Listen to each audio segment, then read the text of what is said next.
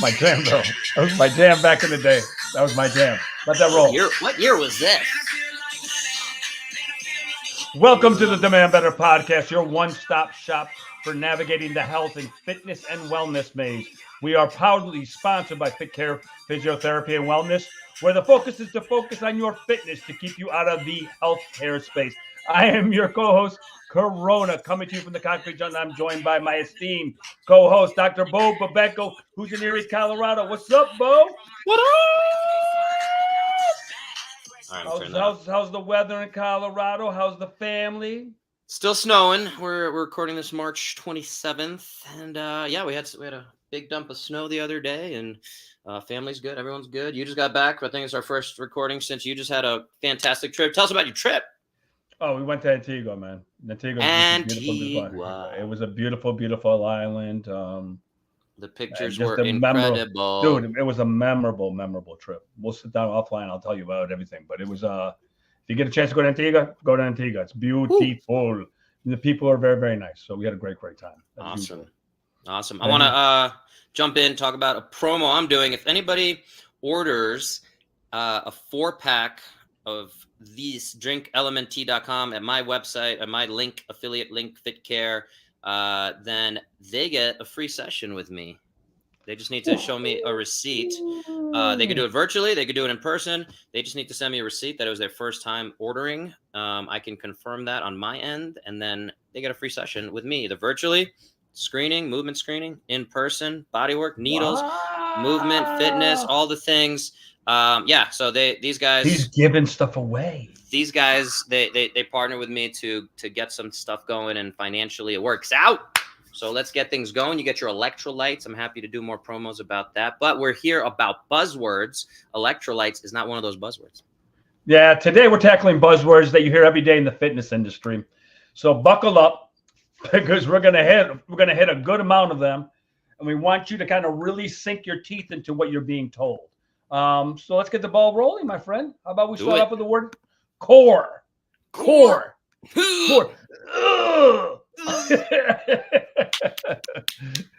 Core. Go ahead, Dr. Bo. Tell us about the core. The core. So a lot of times we hear this. People think 6-pack. That's the easy one, right? Say we're going to get your core toned, which is another word we'll talk about, toned. But again, for those folks who are overweight, right? And we'll talk about that concept of being overweight. Obesity is definitely something we're always talking about, trying to tackle, trying to make sure there's more clarity about what that means. But yeah, core, again, people think 6-pack, no matter, I have 300-pound patients that say, we joke about the 6-pack muscles when we're trying to talk about the core, trying to get them out of back pain, let's say, and I'm trying to help them identify where their core is. Yeah. What's funny? Just people not knowing where their core is. That's all they hear all this stuff. Yeah, so they don't know where it is. Just say it. Right, but then I'll say, you have those 6-pack muscles in there, and everybody's like, well, I have this layer of fat above it. I'm like, yeah, but you do have muscles in there. People don't realize that. That's how we sit up. That's how we get up out of chairs. That's how we get up off the toilet. So everyone has that in there. I think it's important to differentiate that and separate the BS, the wheat from the chaff, so to speak. I can define it, but tell us a little bit of your take on the BS. Listen, man. If you break it down for what it is, the core muscles support the spine and the pelvis. That's pretty much what it is. You're looking for balance within the body. A lot of people, because we sit so damn much, our cores don't really fire. So what ends up happening is everybody's using this buzzword now as like some special. The core's been there forever. We should be working on it forever, and we can still work on it. We just need to reverse engineer what we do in our lives to actually develop our core to its maximum. But all our core muscles are the same, and we all can work them, and we need to work them much more than we do. And I want to add to what I'm talking about here, where, again, a lot of classes, a lot of Peloton, all these kind of, again, buzzy things get you to feel. It's easy to get you to feel a burn in the front of your stomach, your core, whatever you want to call that. But I think it's very important, again, to differentiate that from your deep core. Again, I have a device it's biofeedback device, basically a blood pressure cuff called a stabilizer. I put that under somebody's back, see if they can do a pelvic tilt and get that needle to activate, do a posterior pelvic tilt, again, talking fancy terms without showing the visualization, not always super helpful, especially on the podcast form for those listening. But just to redefine it again, the first thing I always look at, especially when I have somebody with back pain, I give this can analogy. And again, if you're watching, you can see the can I have here. If not, you can visualize it, hopefully. And again, think of that as your core. The top of the can is your diaphragm. So that's why I look at how we breathe. So I take a big breath in. Can I expand my belly? Again, a lot of people tend to be breathing up here with their chest, so they're not really tapping into that core. The bottom of that can is your pelvic floor. So I've had a lot of pelvic health PTs on recently on my podcast, the Bo Knows Health podcast. We should definitely get some on here as well. I think it's a message that needs to get spread, especially it's ignorance is the best word we can say. It's just a lack of knowledge about what's going on with the pelvic floor, women that are pregnant. It's not normal to be peeing yourself. That's a lack of control going on in that pelvic floor. And again, through the core. And sometimes some people overbrace and they're actually activating the wrong muscles. There's those six-pack muscles when they should be activating the deeper core and being able to activate and deactivate or inhibit some of those muscles. Then the other big thing, again, is that wraparound of the can. And that's a transverse abdominis, fancy term. So that's really what the core is. And again, some people, Greg Everett's one of my favorite people in the kind of Olympic weightlifting space and just the fitness space in general. And he calls it the trunk. He doesn't call it the core. He's like, that's where, all the power's got to come from. And it's very important that we kind of, again, as we get into higher level training, fitness, whatever that is for you, the listener, we want to make sure you're getting a good understanding of that. And if you're working with a trainer who only talks about your six-pack muscles, can't talk about this deeper anatomy, then that's where, again, we're trying to make sure you guys understand that. And hopefully we can get you moving in that direction. Yeah. The biggest issue I see right now that we're dealing with as we tackle these buzzwords is that what they've actually done is they've dumbed down the industry. And they've actually made this thing make you think that this is a much easier thing to do than what it really, really is. And you keep hearing these repetitive words, and people, I'm telling you right now, there's trainers who don't know what the core does or the function of the core. So it's more than the six pack. It's definitely more than the six pack. And for you guys out there, just understand that these words are being used to get you, because that's what's in the news now. I'm a core specialist, and I've heard it, and you're just kind of like, what? So let's move on, because I can stay on that all day. Yeah. Toned. Is this toned? No, that's jacked, Bo. That's jacked. I don't know. That's jacked. I can't stand that word, by the way. So I hear that word all the time in SLT classes in New York. Slim, lengthened, and toned. Usually what people that I see that are talking about being toned, they're talking about being lean or thin. Well, they're talking about maybe definition of muscles showing a certain type of aesthetic that's been propagated by magazines back when those existed. But yeah, Instagram, again, all the filters and things like that. But still, when you're kind of flexing, when you're in photos, when you're showing your body off, again, I think we have a certain image of what toned means. Well, I think it's a useless term. Right. I mean, it's literally a useless term. In my world, at least the way I look at it, it's either you want to be long, lean muscle, you want to build muscle, or you don't. We're here to build muscle, because muscle, as we've always said, is the organ of longevity. I'm not looking at tone, because I have a friend of mine who said she was toned and she fell at 50 years of age and shattered her hip. She was actually she had osteopenia. She needed to do some weight training, but she didn't want to get big like the CrossFit girls who train 6 hours a day. They get bulky would be the opposite, I guess, of toned, where again people say, "Hey, I want to get in shape, I want to get toned, but I don't want to be bulky." And the response there, and if you're watching Corona, we got to put that in a meme right there of Corona shaking his head. But bulky, to get bulky, you really need to be in, those CrossFit girls you mentioned, not just the girls too, but they're taking in multiple thousands of calories. They have their diets dialed in. They're training multiple hours a day to get bulky. Now, there are some people who might get a little bit bigger. They might get bigger traps. They might get slightly bigger definition of their muscles. But at the end of the day, something we love to say here and give a little credit to Dr. Gabrielle Lyon too, is muscle is the organ of longevity. If you want to live longer, if you want to not suffer from the consequences of osteopenia, osteoporosis, we're talking about building muscle. Toned is not the way to do that. Bulky, probably is, but we can change what the language is. The language has to be a little different, and the understanding again. And this is the thing. This is why I'm glad we're doing this episode of Buzzwords. Is we want to break into the nuance. And again, we're trying to educate the consumer here. That's our mission. That's our goal, is to be the consumer's guide to fitness and healthcare. And again, terms like these need to be better understood. I think we can move on from there. Okay. Here's a great one that you're gonna say. Superfood. Superfood. The most nutritious food out there, Bo. Superfood. And acai. Make sure you say acai right. Acai right. It's not acai. So go ahead, man. Talk about the most nutritious foods, the ones that give you the best bang for your buck. Well, yeah, again, superfood is a great example of this whole buzzword concept. If you see it on a label, if you see it in marketing, if you see it promoted anywhere, I'd be very cautious. It's what does that term mean? Is it really giving you some kind of magical elixir, some kind of benefits that no one else has ever heard of or gotten? We always want to check on the science. There's emerging stuff all the time. Something like maca root, if you're familiar, MACA, it could be considered a superfood. For anyone familiar with it, it's been used in many different cultures for a long time as a way to improve sexual function, basically, for a long time, and theoretically might help normalize hormones. But that's the thing, we need to understand, how does that look in clinical trials? How does that look in research? How does that look even in practice? Even say, hey, I tried this and it had this effect on me. At the end of the day, superfoods, again, like the acai berry, things like that, it's these foods that are kind of in vogue, and we see different ones every few months, every few years. And again, just that term, again, that buzzword doesn't mean much. It might have some purported benefit. People saying, hey, I just found this in the jungles of the Amazon and I brought it back here so you guys could, live a better life.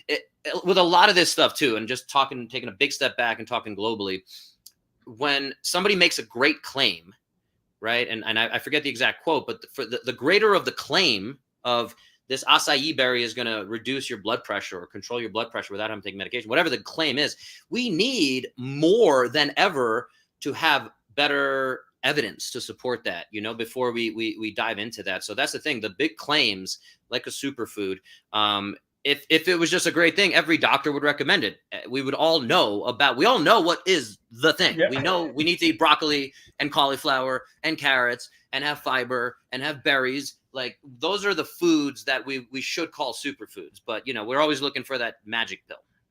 And there's also people trying to make a little money. So let's move on.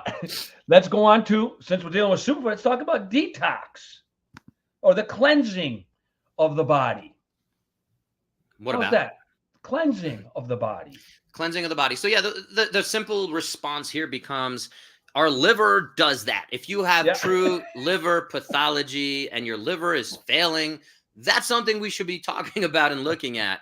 But to take this, again, unproven stuff that somebody's claiming, and unfortunately, a lot of times, we see this with multi-level marketing schemes. I'm not going to say specific names. Maybe I will. Amway is one, I think. That used to be one, yeah. Arbonne, I think is one. There's a few out there. But yeah, the term detox is just, there's no scientific merit for it. If you drink stuff, will it detox you faster? I don't think so. There's no science there. Again, when we understand the mechanisms, the biochemistry, and I always am like, how deep do I want to go into the Krebs cycle and the way that we break down, gluconeogenesis and all these fancy terms.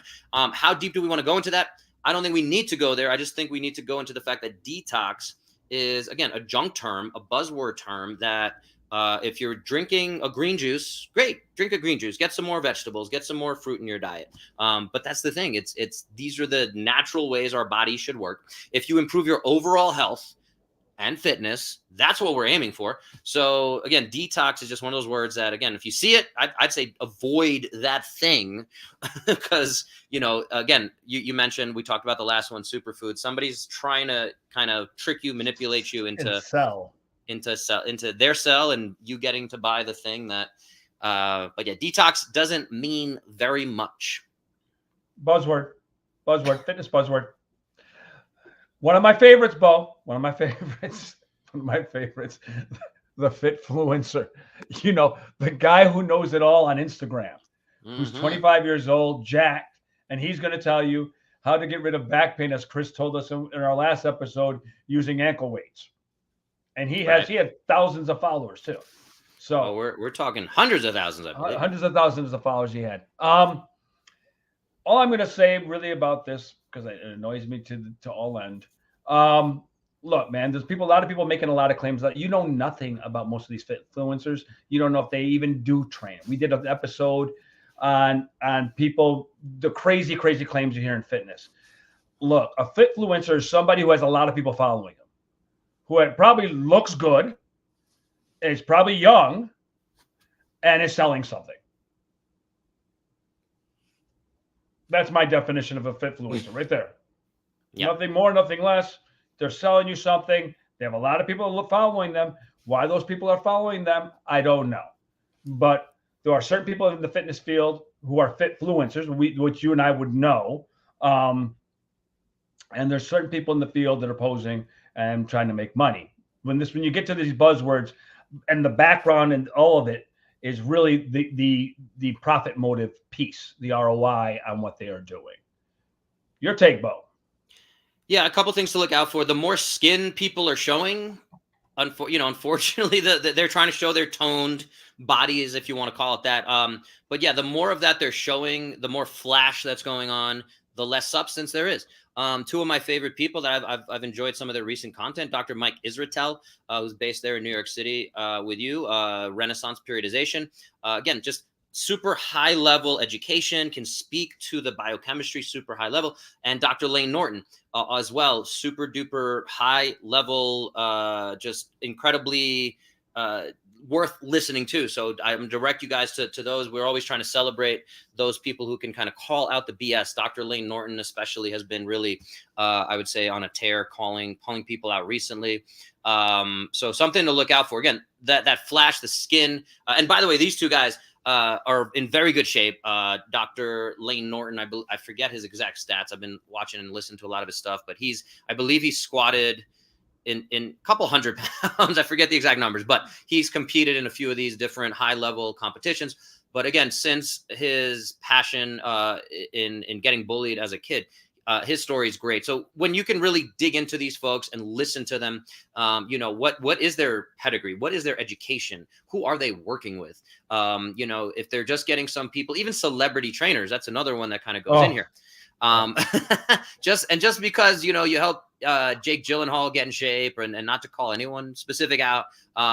There's a few recent ones that we saw of like the trainer showing their what they were doing for whatever latest movie project they're doing. And you look at it and you're like, and again, they look good. They're in shape, but there's a lot of things going on there. It's understanding what all that is, but that's a whole nother term that I think Corona has a lot more to say. I don't know if we're going to let him say it. No, I'm just going to say about the celebrity. Listen, people, I go back to it's very, very easy. Jake Gyllenhaal or any other celebrity, I use J-Lo all the time. They have a nutritionist, a person who massages them, has this, has that, has that. You're not them. That you're not going to get the same results that guy did. Okay, it's just different. It's just totally different. Just because somebody looks good because the training worked for that person, that doesn't mean it's going to be for you. You should go back to episode 1, season 1, and we can tell you how to go find a trainer. Because the reality of this is you need to find what works for you, not what works for somebody else. We have to stop dumbing this down and break it down. You are your most important asset. You need to find people. And by the way, the people that like Lane Norton and all those guys are interesting if you have a head for it. And they'll probably be boring to the general public because in a sense that it might be too high level of a conversation.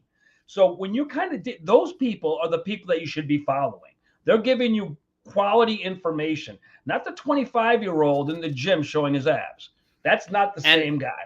And the other big thing I'll say, as I was going to say initially with this, one of the biggest warning signs, red flags, is the certainty. We've talked about this in another podcast, the Dunning-Kruger effect. Somebody comes out and says, this is the best exercise for your core or your abs or whatever. Or they say, hey, this intermittent fasting does this, or, they make these bold claims. That certainty shows a level of lack of expertise because the experts, Dr. Lane Norton, Dr. Mike Israetel, us here, we'll throw ourselves in the ring there. should have a lack of certainty because the science is never clear. It's almost never clear. Again, we can't say, when we start talking about intermittent fasting, and this new study just came out, I wanted to bring this up on this episode. It showed, it wasn't even a study, unfortunately. It was the abstract presented at a professional conference that the claim is, and it's now getting all these headlines, that intermittent fasting leads to a 91% increased risk of death. And apparently the study had 20,000 participants and followed them for over 7 years. But again, there's some really nebulous claims. Anyone who truly understands the science, the research, there's a whole field of emerging, instead of fitfluencers, it's science communicators is really what we're looking for. And again, it's not the kind of thing you're going to put on your resume necessarily or on your Instagram bio. Hey, I'm a science communicator, because that's not sexy. That's not going to get us a couple 100,000 followers. No. But that ability to say, hey, this is what the research actually says. This is what our understanding is. And again, research is tricky as F. And so, yeah, I wanted to bring that study up, and just the concept that certainty is a huge red flag. And again, it's oftentimes the Dunning-Kruger effect. We talked about that, where again, initially you get a little bit of knowledge about the thing. You're like, oh, I know that if somebody does this bird dog row variation, they're going to feel like they're getting a good workout. So I'm going to promote that as the best core exercise ever. I'm going to be that 25-year-old kid, not to be ageist about it. But that's the piece where you can hear that certainty. And again, those of us who know, and that's why we're trying to keep, continue this message sharing. When you hear that, be wary. And we've talked about Game Changers, same thing. They were presenting this plant-based diet as the ultimate and the best diet, and this is the only way we should be eating. And the fact that gladiators in Roman Colosseum ate this way means you should be eating this way. That shit is pseudoscience. It pisses us off. I'm going to go ahead and say. Oh, no, go ahead. You can speak for me. Thank you. And stuff like that is it's what drives us crazy. But somebody watching it who might not know the difference is going to say, oh, wow, should I be doing plant-based? Because they're speaking with so much certainty. They're an expert. I believe them. The certainty is what makes me convinced. It's the Jillian Michaels effect, it's the Biggest Loser effect, whatever you want to call it. But yeah, it's the white coat syndrome is the other thing. We're looking at people as experts. Fitfluencers are people who, coming back to the whole theme of what we're talking about, fitfluencers are people who ultimately are probably faking the funk, and they're kind of stealing that expertise, the again, white coat syndrome, where they're saying, hey, I'm an expert, and literally people have guru, expert, all that kind of stuff. I'm going to jump ahead to one of our other kind of multiple buzzwords here. We got nutritionist, health coach, movement guru, whatever that means. And again, all these things we've talked about nutritionists before. I can call myself a nutritionist right now. I do have nutrition certifications. But that's a different piece of anyone can call themselves a nutritionist is the point. My dog is a nutritionist. There's no functional medicine, by the way, which I think is super important. It's a super great emerging field, but same thing. It has a bunch of these charlatan snake oil salesmen who use that term because it is not a regulated term. Same thing with nutritionist, same thing with health coach and movement guru, all that kind of stuff, whatever that means. Yeah, when you hear these ridiculous names, really, they're good sounding names. They're good sounding names. Listen, when you kind of break this all down, and we've said this to you, I'm going to say it again. You want to learn about food. A guy like Bo knows his stuff for sure. I've known him for many years. I will vouch for him. And if you don't have Guy, you should go to a registered dietitian. Okay, that's where you should go, because you see all these people, as Bo likes to call them, charlatans, on Instagram and on all these sites hawking their stuff. And all I'm going to say to you is, when it's all said and done, you're basically throwing money into the air. Some of the stuff may work for you, but you're throwing money into the air because you got to figure out what their background is. And some of these people, and I will say I can't think of the name of the certification, but there's a certification out there for nutrition. They call them like the top nutrition company in the world. I can't think of the name of it right now off the top of my head, but they will do that style of programming. Listen, again, do what works for you. Not for 500 people. Do what works for you and find what works for you. And if you really wanted to get into those type of people, you need a nutritionist, go see a registered dietitian. That would be my advice. I'm not a big fan of registered dietitians, but but it is unfortunately the best advice we can give. Yeah. So there we go. You shot me down there. No, uh, no, it's good. No, it's actually good. Functional training, big buzzword in the training world right now. Um, doing everyday tasks, making things normal. Your thoughts? It's huge. It's huge. What I see all over the place. It's not done right, but it's huge. It's huge. The big thing, again, I come from a bit of the CrossFit space. I had my time there. We've had our episodes about that. CrossFit, functional training, all kind of goes together. That was the kind of terminology that came out of that. But then there's all these offshoots. F45, that F stands for functional. You have the orange theories. You have all these other type of classes. We're also talking about high intensity interval training. The big thing to consider for functional training, when we look at it from an orthopedic standpoint, when we look at it from a physical therapy standpoint, from a proper body mechanics, arthrokinematics, let's again throw all the fancy terms at it. But when we look at it from those terms, one of my biggest things or gripes with functional training, as good as it is to bring something overhead, and like we talk about, the push press or pressing overhead, you want to be able to put your bag in the overhead in the airport. Great. We want to help you avoid shoulder pain. That's the thing. There's no connection between pain, injury, and what this is. So my biggest thing with a lot of these functional training classes, and I've actually got a rash of specifically women going into a lot of these functional training classes that come to me now with injuries, which again, grateful for my business, keeps the lights on, keeps the bills paid. But where we want to warn you guys and help you prevent some of this is a full range of motion. Why is it so difficult? Well, I know why it is difficult. And again, CrossFit is complex, and I still will defend CrossFit on its merits, on the concept. It is not always done properly in execution.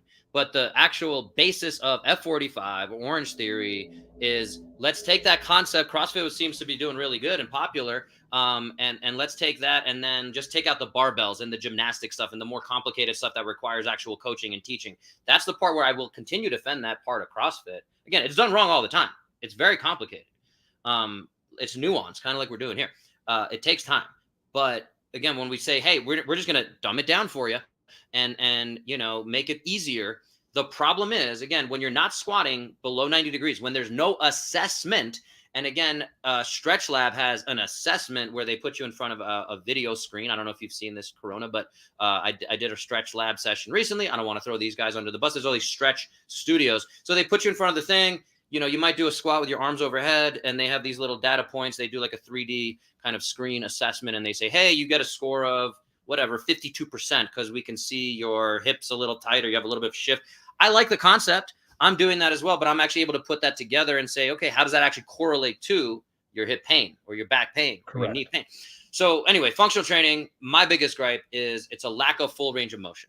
And then people love it. They love the community. I had a 60-something-year-old woman yesterday with really bad knee pain. She's just completely dug in to the class. She loves it. I initially told her, hey, like, here's my concept, my concern. I want you to get more range of motion. I'll just share her story really quick. Thursday, Friday, she did the classes, had pretty bad flare up of her knee pain. Go figure. Saturday, Sunday, she rested. She felt a lot better. Monday, she went back. And she came into the clinic Tuesday, and she's like, it's really bugging me. It's like a 9 out of 10 pain. And I was like, you know what? Like, I'm sorry, but we got to talk about this thing. And I don't think you should continue to do it because you're clearly not able to modify enough. It's the community. She went in with like 5 or 10 other women, her friends, going into the thing. And she had a great time. And there's the accountability. And that's why those things work. There's a community. I think it's phenomenal. But it's important to understand that's the thing you're really looking for is the community. And can we get you to move better by, this is sorry, I'm going to finish my little rant here. I'm just going. Back in the day, I haven't heard this in a long time. If you remember commercials back in the 90s, 2000s, they used to say, check with your doctor before starting any new exercise program or something like that. And there's just none of that. So that's where I continue to implore folks to see somebody like me. It doesn't have to be me, but somebody who can speak to what does this F45 have involved in it? Or what does this 10K run that you want to do have involved in it? And then can we look at your body right now? And can we say, hey, like your calves aren't strong enough for running right now. You can't stand on one leg for more than 30 seconds and you want to be able to run for 10K. Like there's a disconnect there, and you're setting yourself up for injury. Just like we've talked about all these analogies. When you're driving your car, you take it to a mechanic every 6,000 miles. You take your dog to the vet. They look at all these different things and they say, hey, your wheels are out of alignment. It's going to cost us $50 to realign your wheels. Do you want to do that? Great. Now your wheels are better and you're less likely to have more damage to your car that might cost you thousands of dollars down the line. So it's a pretty simple concept. I'm going to throw it back to you. No, I'm just gonna kind of get into the functional training that community, which I think is important. I mean, I think it's really, really important. The problem with a community like that is that you 9 times out of 10 only have one instructor, and that one instructor is not going to be paying attention to every single person and doing modifications for every single person. So when you get into these classes that are community based and you're not getting that one-on-one, the best thing you can do is to go find a trainer or somebody like Bo and myself, and you come out and you go over those movements to see how you can execute them. I'm not against classes or communities like that. I'm against bad movements. I'm against you creating a bad movement cycle, motor learning, and teaching your body how to do something really, really messed up so that you get injured down the road.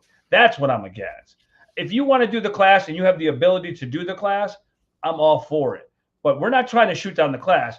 We just want you to get the most out of the class that you're getting and not getting injured. And if you're taking a class and you're coming out of the class, you're getting hurt again 2 days later or whatever it might be, you're going to have problems, which brings us right into DOMS, which is delayed onset muscle soreness, which people use all the time. When I had a trainer, I told you a while ago, said that he planned it for his client to be sore 2 days later. It was a plan. It wasn't delayed onset muscle soreness. Your thoughts, Bo? I don't want to talk about that. That one makes me too upset. Okay. You didn't plan it? That makes me very upset. Well, I do think, and again, the term recovery, and I don't think we have that on our list, but we don't. That's something that, again, I think is it's wild that most, again, personal trainers, most even physical therapists, I think, I'd like to think more physical therapists can certainly speak to this concept, but it's just something when I start having these conversations, significant majority, and especially in these functional fitness classes, do not understand that it is the recovery where you're getting your progress. So without talking about the physiology of delayed onset muscle soreness, I think it's very important that when you do a workout and you feel the burn and you feel like you're going to fatigue or whatever, and that's a whole nother concept we could talk about, but that muscle breakdown, we talk about, that's why you need to get protein, and protein helps rebuild the muscle.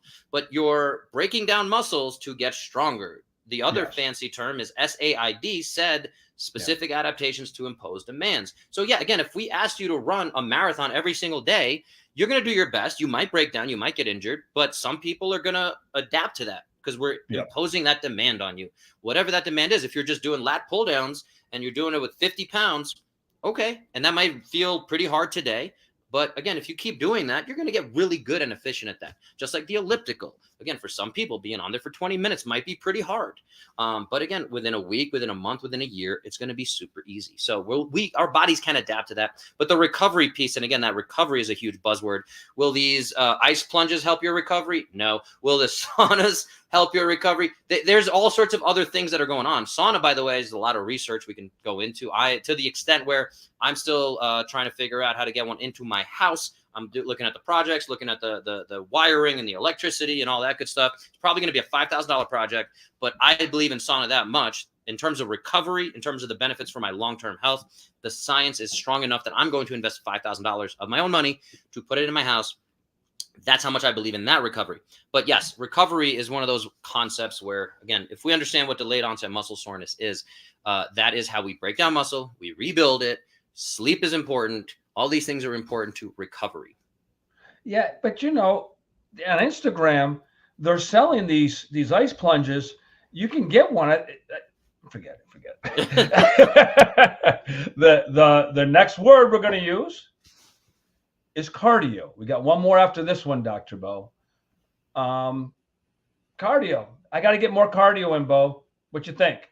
I got to do more cardio. Yeah, so this one, again, pisses me off a bit to when I start speaking to folks and trying to educate them on what this means. again, cardio is a fancy term for your heart, right? Cardiovascular health. Cardiac is the roots. I love root words. That's how, studying and understanding and learning the human body over all these years. I love those connections of words.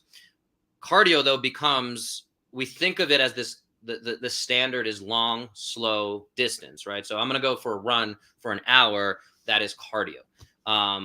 What if I do, and again, one of everyone's favorite exercises, burpees for 5 minutes, right? And that's a different form of cardio. No, that's exercise. It's not cardio. That's not cardio. That's exercise, No, right? That's exercise. So understanding, and we do have a few other words. I think we skipped a few, by the way. I don't know what your list looks like, but okay.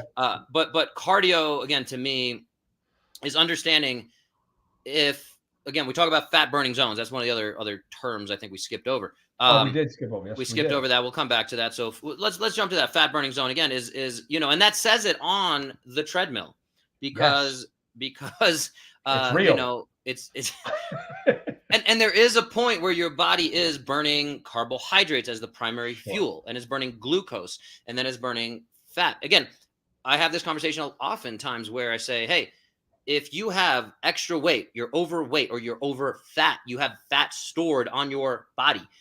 Those are calories, right? You've consumed too many calories. Your body stored them. Great. Like we live in a great age where we have an abundance of food. We don't have this having to hunt and gather thing. So without going too granular on that, at the end of the day, if you have this extra weight around your neck, around your belly, you have these love handles, why can't you tap into that to burn it? Right. And it'd be great if, hey, I'm going to hit the fat burning zone on my heart rate or on my thing and say, well, if I'm in the zone 3 or whatever, of it, and you're in the fat burning zone, it'd be great if it just, okay, that means that my belly is definitely, as I'm doing an hour on this treadmill or whatever, that's when my belly is losing its fat. And if I do that every day for a month, I should get rid of all my fat, right? I should be able to spot reduce. I should be able to spot reduce. Why can't I spot reduce? Spot reduction is another one. Kind of, it's a separate one. I wanted to include in here. Again, a lot of people say, hey, how do I lose my love handles? Right. And Dr. Lane Norton, actually, I heard him recently talk about this. In terms of the research, there are some every now and then little ways you can do it. But again, the big thing is you spot reduce, you lose your love handles or the fat on your thighs or that extra kind of unhappiness that we talk about where we want to lose that, again, extra storage. As you get overall healthier, you're going to lose the weight wherever you need to lose it, wherever your body wants to lose it. So we can't say, and again, if I'm doing oblique curls or whatever, these side sit-ups or whatever, and I feel like my love handles are working, unfortunately, that's not really going to help reduce the love handles. It's just not how the science works. We're sorry to break the news. We're sorry to be the bearers of bad news, but it's just important that if somebody's selling you this stuff, we really want to make sure you see it as bullshit because the science does not support it. And again, I don't want to call out chiropractors. We talked about this whole concept, but there's no evidence. A lot of people say my rib popped out and the chiropractor popped my rib back in. There's zero science. And again, with all this stuff, guys, I want to double down. If again, for anyone listening, I wish this stuff was true. I wish the body was simpler. I wish we could spot reduce. We would all look amazing if the science supported it, but the science doesn't support it. If your rib is popped out and the chiropractor pops it back in and it feels better, is it actually what's happening? I don't know. I don't think so. There's no research. If we did x-rays of your ribs, would we see that the joint is actually out of place? I really don't think so. We've done the science. You're shaking your head, yes, but not everyone's going to know you're joking around, buddy. So the point is, I think it's important to understand what the science says. And look, again, if somebody goes there and they feel better, who am I, other than, myself and my credentials, who am I to say that they shouldn't feel better? At the end of the day, great, feel better. If that was worth the time, energy, money, and that helps you feel better, great. But if we're not talking about the long-term cause, and if this keeps happening to you, then maybe we need to look into something else. Maybe surgery is an option, utilizing medicine 2.0, as Dr. Peter Attia calls it, utilizing our medical system to say, hey, if your shoulder keeps popping in and out or your rib keeps popping in and out, you don't just necessarily have bad genetics and have bad ribs or a bad rib that goes back to when you were, whatever, wrestling as a kid, whatever the thing is. the science is where we need to come back to. The science can be boring, and I apologize again if I'm being too laborious, but at the end of the day, again, this fat burning, this spot reduction, there's just no science to support spot reduction. Again, fat burning zones is a thing, but until you have like the mask on and VO2 testing and seeing how much carbon dioxide you're pushing out and how much oxygen you're able to bring in and understanding how that all works and the metabolites and the substrates and all these fancy things and how your body's able to convert it and do all these cool things. Until you can understand that and speak to that and be in a laboratory where it can actually show you what those numbers are, what do we come back to is, at the end of the day, how do you look, feel, perform? And when you're doing a workout, do you feel like you've made some progress? Again, a personal trainer, good personal trainer, somebody in fitness, somebody in health care should be able to talk to you about what we should be feeling. That's what we're here for, guys. That's what we want to share this out and start breaking down some of these myths, some of these marketing terms. But yes, at the end of the day, fat burning, another place we see that, you take a pill, it burns your fat. Ozempic, I think, is an important thing here. What does Ozempic do? Are you familiar with all the Ozempic fun stuff?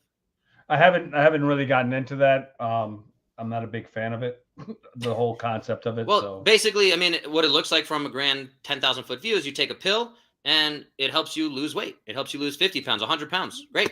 But what are the mechanisms actually happening? Ultimately, the proposed mechanism is shutting down your hunger signal. So it's messing with your brain to say, hey, you're not actually hungry. And sometimes that's good. Sometimes that's all it is. That mindset coach, we talk about health coach, whatever. A lot of those folks are saying, hey, like, do a journal, be more aware of when you're hungry. Are you just watching TV? You're doing Netflix and you're eating 700 calories and bags of chips. Like, be aware of that. And then if we can cut that out, then you can actually lose the weight. And there is science somewhere in there. And if we can manipulate how the brain works, great. The other problem with Ozempic that's proposed side effect is you might be losing 50 pounds, but maybe 40 of those pounds are muscle. So is it useful to be losing muscle? I don't think so. So that's part of the thing where, again, we're going to see how the industry and the market and everything plays out of, is it going to improve? Is there a use for it? Maybe, but we need to know what the side effects are. Are we including that with strength training? We know that strength training is the best pill to take. When you strength train, when you build muscle mass, you're doing all of the things that we want for our body. When we look at what your goals are for the new year, when we look at what you want to be better looking, more toned, all these buzzwords that we're talking about, the science actually says build more muscle. That's what it comes back to. That's why we keep talking about muscle is the organ of longevity. Muscle is pretty darn important. So that's my rant. No, listen, no, we're sitting here and we're discussing these words. And when it comes to fat burning and cardio, it's on the treadmills, it's on the bikes, they have it on the bike. So people are buying in. This is all about ROI, guys. It's return on investment. If you really, really want to know what you're doing, go see somebody, put the mask on, and go through that process. The VO2 max testing, and again, yes, that it's unfortunately not as prevalent as it needs to be. A lot of times it's with universities, so you can check with exercise physiologists and universities. These are the people that are doing the work that we need to get you guys to, not the Fitfluencer. Yeah. So and the other thing I will say to you about, you brought up chiropractors, and I'm not a fan of theirs either. If you're going back to someone for the same problem over and over and over, I want to be very clear for my chiropractic friends out there. There's definitely chiropractors. If I throw on my back doing something, I'm helping some neighbors move something later. If I happen to throw on my back or have, throw out my back, also not a very scientific term, I'll say, but it is the term we use. But if I hurt my back, there's definitely a lot of chiropractors I would trust. But again, these are relationships I've built, and I'm saying, where does that fit into everything? So there's definitely chiropractors I'd say, hey, my back's hurting. Can you help me? There's acupuncturists I trust. I don't want to completely throw all chiropractors. No. We're not throwing away the whole industry, but I'm just saying, if you're going back and forth, there's got to be some different change in your body to help you protect from that. If you have the same issue, if your upper trap's overactive, you need to do muscular work on the mid to low traps to get that going. Maybe you got to work on your core. There's a whole bunch of stuff here that you can actually get into. I'm not going to shoot down anybody, because if somebody makes you feel good and that's what you think is going for you and that works for you, good for you. But I'm just saying to you, if you have pain or you have discomfort, a lot of times there's muscular dysfunction. And I'll throw the whole thing in there again. When they show you, again, this is something I've seen a lot of chiropractors do. They show you the little graph of your back, and they do a scan, which again, not very scientific. If this stuff worked, guys, everyone would do it. Every physical therapist, every chiropractor, everyone would do it if any of this was legitimate and worked. And unfortunately, there's very few things that meet that criteria. But they show you this little scan and they're like, well, your T7 is this far off and da-da-da. And there's these red, scary looking things in here. And then this is fine. This is green. But then there's another red thing over here. So, and we're going to realign you.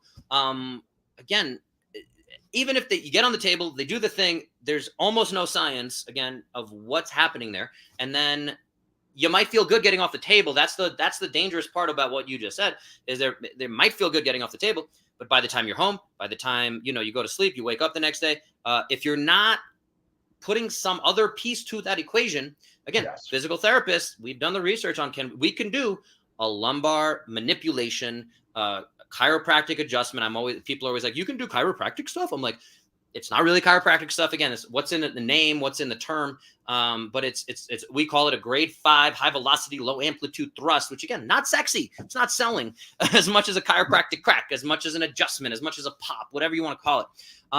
But the point is, if you get off the table, if there's no long-term change, and again, I hear this all the time, my chiropractor's great. I've been going to them for 10 years.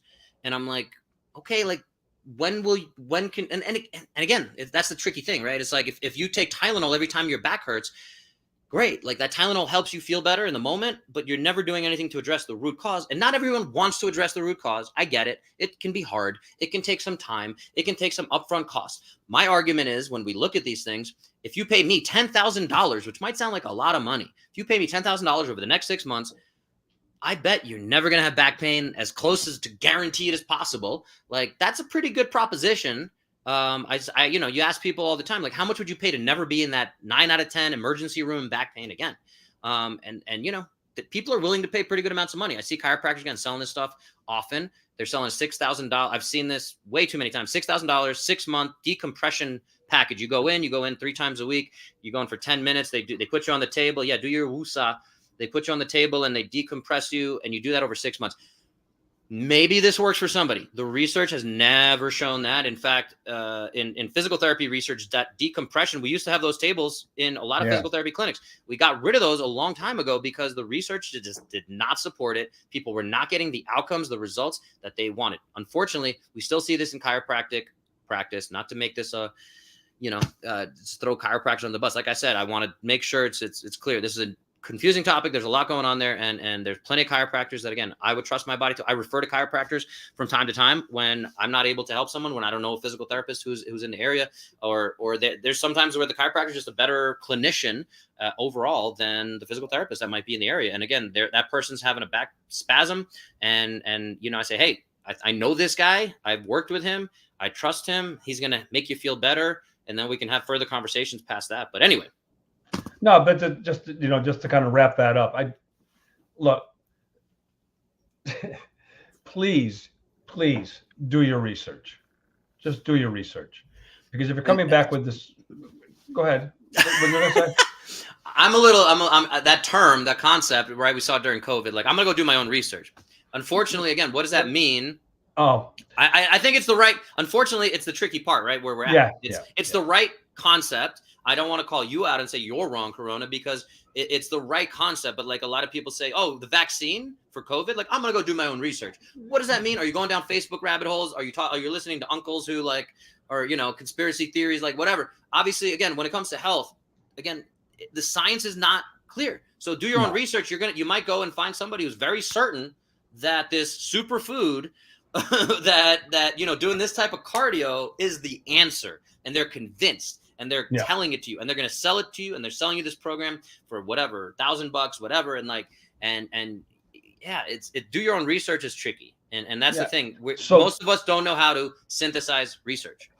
That's a whole, that's another, we've done the research episode. We can do it again. For sure. We can do it again, but I'm just going to say to you, first of all, every single word we've used, because we're going to get to one more here. Every single word we've used has, for the most part, ROI attached to it. So return on investment, people are using those words to bring you in. And if they can convince you, listen, if one guy has a technique that nobody knows about, and this is the technique that's going to get you from point A to point B. As like Bo said, we don't know what that technique is. You don't know enough about that technique. I'm not going to say it doesn't work, but 9 times out of 10, no. I'm going to say no. So the other big thing in the fitness industry that you hear a lot of, and I hate it because by this measurement, I am an obese human being, which is BMI, um, which is your body mass index. Go ahead, Bo. I hate this. I hate this freaking thing. Oh my god. Well, for anyone who doesn't know, the basic concept is, let me just get that whole thing in there. The basic concept is height versus your weight on the scale, right? So it has zero factoring in of muscle mass. And that's the thing. It's an easy term. It's an easy concept. You can go and you can do this yourself right now. You can weigh yourself. You can know your height. I'm 5'8". I weigh 187.5 pounds. I know that because this morning we're looking into life insurance, which, something, good conversation to have, something to talk about. Again, they're going to look at that. And they are obviously taking blood. They're looking at different metrics. They're looking at different markers. They're looking at my blood pressure. They're looking at different things. How much correlation is there? Again, the research shows, if you have high blood pressure, you're more likely to die early. We know these things. Same thing with body mass index, right? For the most part, again, we could probably say somebody has a BMI, which again, it's a simple measurement, compare your height to your weight. And then boom, we have this number. There's better measurements, by the way. The easy one I'll throw out there is hip to waist measurement, right? And that's where do you have obese? Is there weight and mass? And we talk about spot reduction. Is it gathering around your belly? And looking at that hip to waist ratio is much more evidence-based, but a little more complicated. There's more user error. It's a little more tricky for, again, if you're in an emergency room, somebody's looking at your BMI. It's harder to say, hey, sit still. I want to measure this thing around your belly. But yeah, and it's just crazy. It drives me nuts. And again, like anyone in the NFL, a running back in the NFL, fat. They're morbidly obese because, they might be 6 feet tall and weigh 230 pounds. When you do the actual full measurements, they might have less than 5% body fat. But when you compare 6 feet tall, 220 pounds, that comes up as whatever, 30% fat, body mass index, and 30% is on the verge of obesity, morbidly obese. We're going into those categories. And I think the numbers, I think it's 18 to 24 for a good BMI. I think that's what some of it's a little different for men and women, but yes. Yeah, but those are usually the numbers. And listen, man, I tell this to my clients. I put up a post of a client of mine who I told her never get on a scale. It's just work. It's build muscle. I didn't want her to get frustrated. And she told me about her doctor and her BMI. And then after a year of working, you saw the picture of her with her pants. And she said the first thing that we happened to do, which is the thing that Bo and I both agree on, the first thing I did is I got her out of pain. Okay. And I told her to get rid of all these measurements and let's go to work. And we went to work. And a year later, she's down a ton of weight. I don't know how much weight she's down. She looks fabulous and she feels great. We didn't go into the body mass index because the reality of it is, if you have muscle, you're going to be a loser on it. And you're not, and if you're sensitive to that, you're going to crush your own spirit while trying to go through the process. And it's a very, very, in my opinion, it's a horrible, horrible way to measure your body and try to get a fitness program, because I'm obese, bro.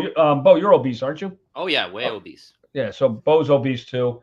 So again, I'm 5'8", 100. I don't actually know what that even looks like because again, I haven't looked at the BMI. I'm gonna look at it while we talk here. So, BMI 5'8", 187 pounds. I've been in the 190s for a while, by the way. So that's a BMI of 28.43, which would definitely put me. You're overweight. I'm overweight, just man. overweight. I'm not obese, I guess.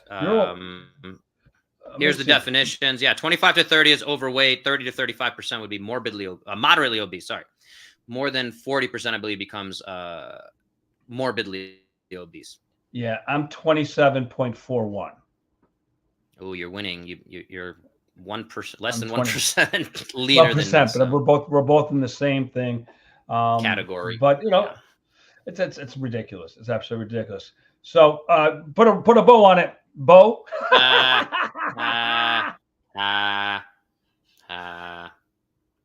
Okay. Oh, I'm putting a bow on it. You're putting a bow, and I'll do the close. Okay. So yeah, buzzwords, guys. I mean, I feel like I made, my whole thing as clear as possible. Yeah, coming back to our mission, if you listen, if there was something that stood out to you, if there's another buzzword you can think of that you've heard out there and you want to put in, I'm sure we missed a bunch. Unfortunately, it's hard to keep up. We originally said, let's do this like 25, 30 minutes. We're coming up on an hour now. So, stuff that we're pretty passionate about that we really want to make sure, again, folks are not getting the snake oil salesman kind of thing. And again, it's all exciting again, but you never know. They're trying to manipulate you there. And again, it sounds paranoid. It sounds conspiracy theories, but unfortunately it's the truth. Like the industry is what it is. That's why we're here. That's why we started this podcast. That's why we're making more of these episodes. I had my other show, Tony Maritato, a physical therapist who's a great marketing kind of smart dude. And he just said, like, why are you doing these podcasts? He just wanted to challenge. He's like, what's the point of it? And not in a negative way, but he's just like, why are you doing these? I said, I want to get my knowledge out there. And again, I need to keep refining and we do multiple episodes. Like we said, we might need to do another research episode. But that's the takeaway for me is, if you guys listen to this, hopefully you got something out of it, hopefully. And if you could share that with us, keep the conversation going. We want to hear what you got out of it. If you've heard some of these buzzwords, if you know people, if you have family, and this is a lot of this stuff for me, frustration, I'm sure you get the same thing, is people coming to you like, hey, I heard this thing's gonna get me really toned. Should I start this, whatever, F45 program, or not to keep throwing specific things under the bus, but what do you think of the F45 program, Bo, as a doctor of physical therapy who deals with injuries, who deals with fitness? What do you think of that? And I'm like, well, here's what I think.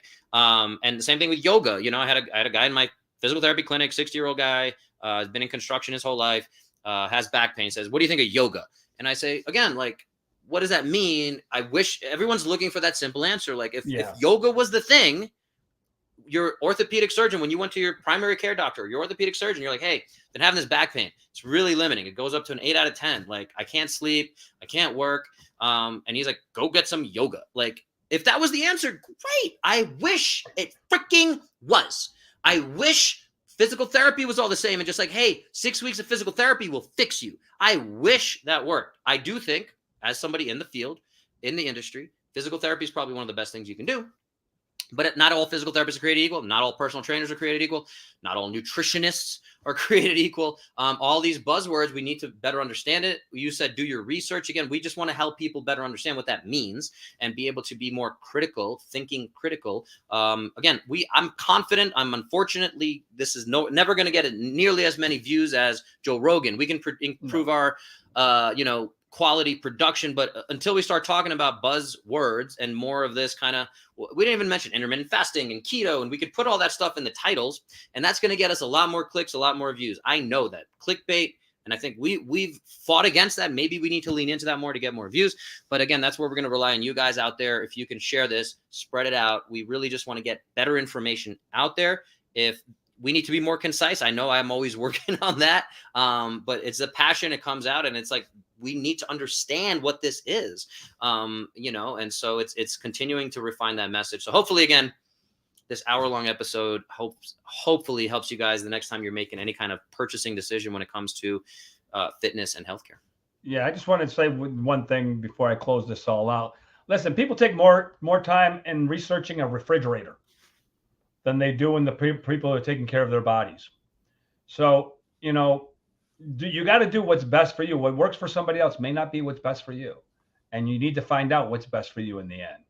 And with that, we have the Man Better fam. That's a wrap on another empowering episode. But remember, this is just the first step on your path to a better you.